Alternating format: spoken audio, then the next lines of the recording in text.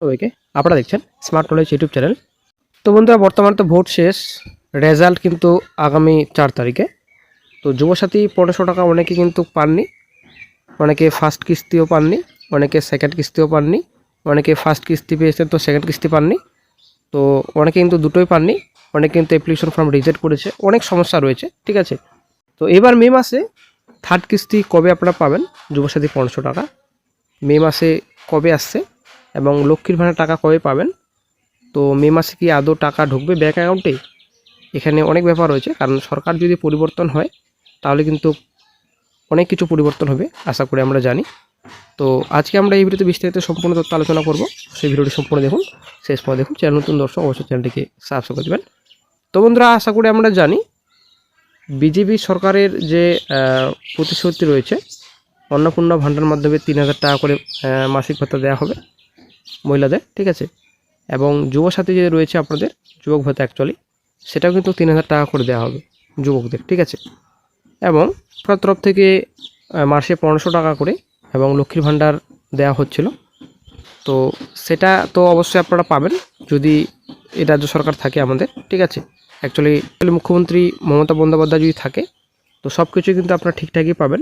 মাসে 1500 টাকা করে যুবসাথী প্রকল্পের মাধ্যমে পাবেন এবং লক্ষ্মীর ভাণ্ডারের মাধ্যমে আপনারা 1700 টাকা এবং 1500 টাকা পাবেন। ঠিক আছে, যদি সরকার পরিবর্তন হয়, সরকার পরিবর্তন হলে কিন্তু অনেকটা লেট হবে, আশা করি আমরা জানি।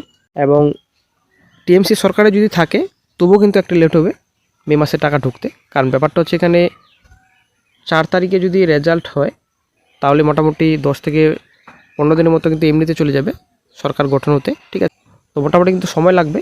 এর আগের আপডেট তো আশা করি আমরা জানি, এর আগে কিন্তু রাজ্য সরকার বলেছিলেন যে 15 তারিখের পরেই কিন্তু সম্পূর্ণ কাজ শুরু হবে, অ্যাকচুয়ালি অফিসিয়াল কাজ। ঠিক আছে, তো এই মতো বোঝা যাচ্ছে বর্তমানে যে মে মাসে টাকা রয়েছে, একটু লেট হবে। এবার সে যে সরকারে আসুক, যদি বিজেপি সরকার আসে, এবার সরকার যদি পরিবর্তন হয় তাহলে কিন্তু সব পরিবর্তন হবে। লক্ষ্মীর ভাণ্ডার থেকে অন্নপূর্ণা ভাণ্ডার হবে এবং যুবসাথী থেকে যুবক ভাতা করবে না কি করবে সেটা বিজেপি সরকার জানে। তবে যাই হোক, যদি সরকার না পরিবর্তন হয় তাহলে মোটামুটি আবার ধরে রাখুন মে মাসের থার্ড উইকের মধ্যে কিন্তু সবার অ্যাকাউন্টে টাকা ক্রেডিট হবে আশা করি। এবং যদি সরকার পরিবর্তন হয় তাহলে তো মোটামুটি আপনারা ধরে রাখুন মে মাসের টাকা পাবেন কি না। কারণ 4 থেকে রেজাল্ট প্রকাশিত হচ্ছে, তো রেজাল্ট প্রকাশিত হলে সরকার গঠন হবে, সরকার গঠন হতে হতে মোটামুটি 10-15 দিন, তারপর নতুন করে আবার ফর্ম জমা হবে। তো অনেকটা লেট হবে নতুন সরকার যদি গঠন হয়। তো বন্ধুরা, আশা করি বোঝাতে পেরেছি।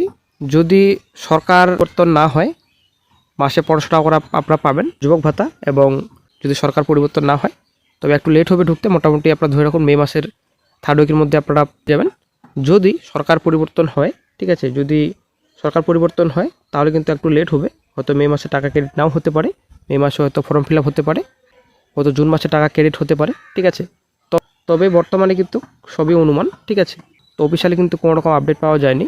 তো যখন নতুন আপডেট পাওয়া যাবে যুবসাথী থার্ড কিস্তি এবং লক্ষ্মীর ভাণ্ডার প্রকল্পের টাকা কবে আসবে, তো সঙ্গে সঙ্গে চ্যানেল আপডেট দিয়ে দেওয়া হবে।